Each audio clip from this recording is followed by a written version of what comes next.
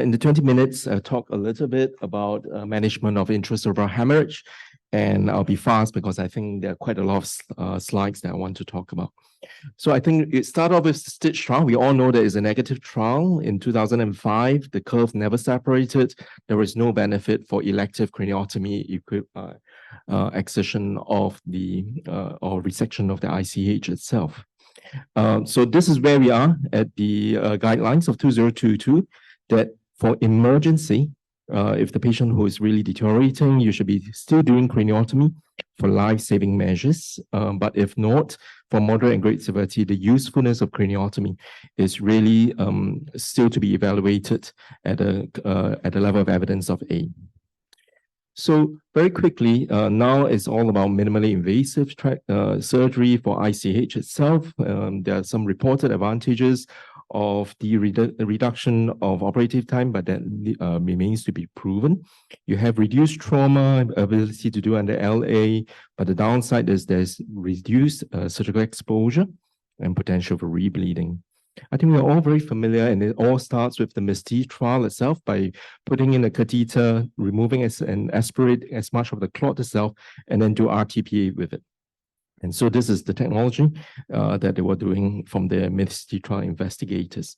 And they published the trial. So the MISTI 3, in terms of the phase 3 trial itself, the curve started to separate. You can see that there is slight improvement in the overall survival of the surgical interventional group. Not statistically significant in terms of the MRF log shift scale itself, but that's the most minimally invasive. Then in the guidelines itself, then you look at the MIS evacuation or ICH itself, we are now at a level of 2A and 2B recommendations.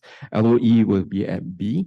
In terms of when you have a clot, it is 20 to 30 mils, and the GCS is between 5 to 12, you may consider minimally invasive hematoma evacuation with endoscopic or stereotactic aspiration with or without thrombolytic. So this is where, based on the MISTI trial. What's new in the market, and from now we're going to talk about what is commercially available and what is the literature. We know that the Penumbra Artemis device is really a suction device with morcellation, with meeting the Apollo system. The INVEST trial results are not out yet, but this is probably the next test. They have, in this case, published regarding the scuba technique, where after you've aspirated, you fill the cavity back with water in order for you to be able to visualize the cavity for better removal of the clot under endoscopic visualization. Now, you then move on to BrainPath, which is the Nicole, invented by Nicole itself. They try to say that you can use it with the exoscopic or you function. Here you see Carl Stock's exoscopes looking through the little hole. And actually all the minimally invasive technology is not truly so new. All right, you would have, for example, very minimal structures down here itself, and all the way to a size of at least 11 to 12 mm hole in order for you to actually have the bimanual. The company then tell us perhaps we should talk about what's new, what's so special about the minimally invasive ICH. Number one, you have to interpret the image, look at the navigation, aim for atraumatic access, have the best optics to look at it, and atraumatic resection. And really is labeling that this MySpace technology. Concomitantly with the ability to then look at the tractography, the whole brain technology from Synaptive itself. The idea is these tracks are important. The paravascular approach to remove the ICH clot is important. And so you have Nicole showing us the myriad system itself to aspirate and morcellate the clot using the tractography plus the navigation systems and the access to it. Together with that, they have then in the tube itself, you need the deep suckers in order for better visualization, the anchoring, and the various techniques they have. This is what we do. We have done limited cases, and it does seem to reduce the number of days in ICU itself. But we're all waiting for the Enrich trial, and they have announced that in the ENS and also the recent stroke style itself, and it seems to be able to be pointing towards a reduction or improvement in the MRS 0 to 2. There seems to be better results for the lobar hemorrhage instead of the basal hemorrhage itself. It's going to talk about a lower rate of 30 days mortality in terms of the NICO, and it's also the lower all-cause mortality over 6 months. And it seems to be coming up on, but these are all very preliminary data that we have not seen the formal publication of the Enrich trial, but it seems to be coming a level 1 evidence on the minimally invasive removal of the clot. We start to see various countries publishing their data on endoscopic guided removal of the clot itself. These papers from Dutch, you have the Japanese data itself, also looking at their outcomes. You have the China data talking about the long-term functional independence. But basically, the trend is towards MIS ICH. What's new? And BrainPath is fairly established, but what you have now seen is the now novel use that's in 2022 from Integral itself. They have partnered with under clinical trial status, the Aurora Surgiscope, where you have not only the cannula itself, but the device itself also have the scope itself. And this is the video they have published recently, where you can see that's how they, through the navigation, how they actually stereotypically insert the device itself and how they remove the hematoma evacuation with the Aurora scope.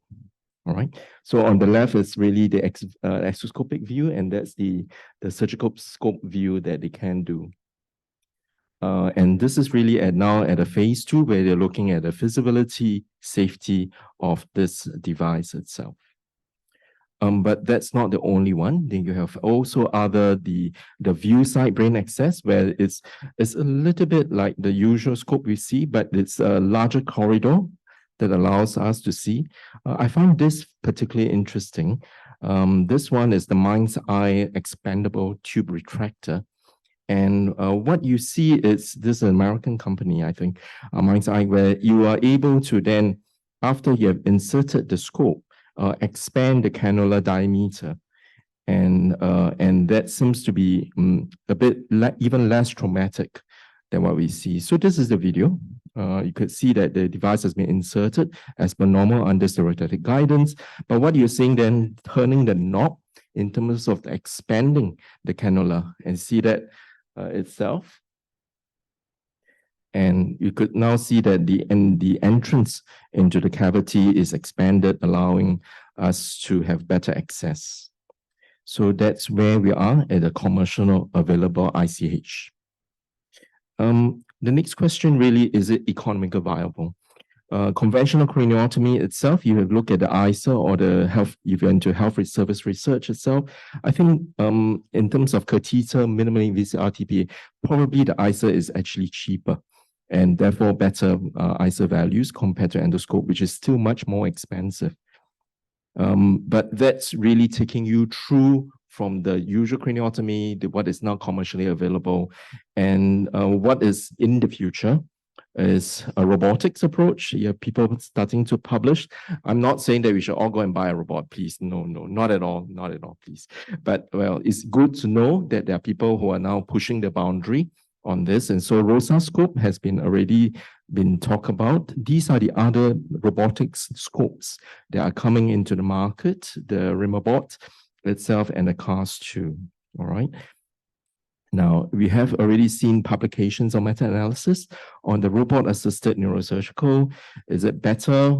It's too well, not really. And we still don't know whether it's is it really important to invest that compared to my normal microscope loops with a bipolar and a sucker tube. But we'll see.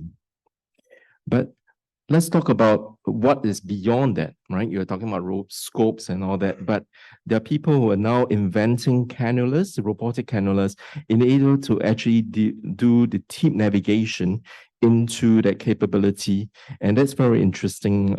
And that's by George Wong Kwok from Hong Kong.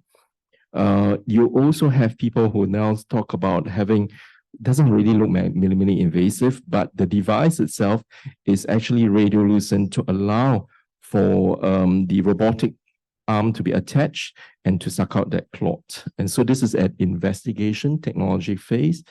This is really the ClearPort is, I think, the closest to it, because it's actually, you can do it within the MRI scan itself. The entire device is in plastic, and it's a neural aspiration through this frame.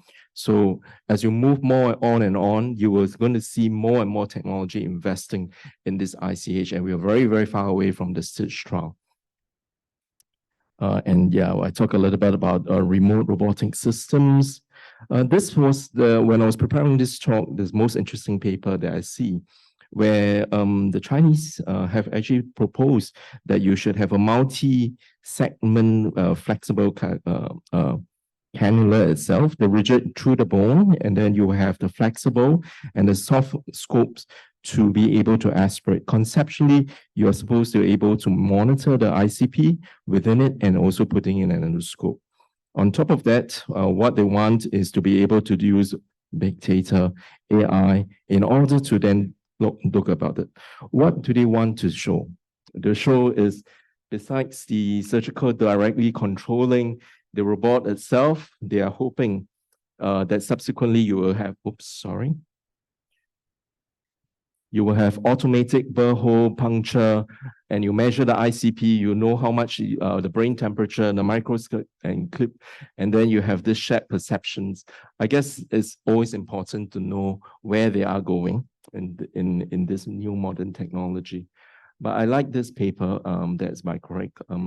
Really, when we talk about minimally invasive ICH itself, these are the core principles. Really, you need to make sure there is minimally damage to the brain parenchyma from small access. You need to navigate, make sure that you respect the eloquent brain tissue, minimize the brain manipulation and torque force, no retractors, irrigation, moderate local and increase in the intracranial pressure only, and then to mitigate all this secondary inflammation. We will definitely have to go through all this different kind of training, but well, that's about it. So very quickly, that ends my talk. Really just giving you a very, very short spate of what is in current and in the future. Thank you very much.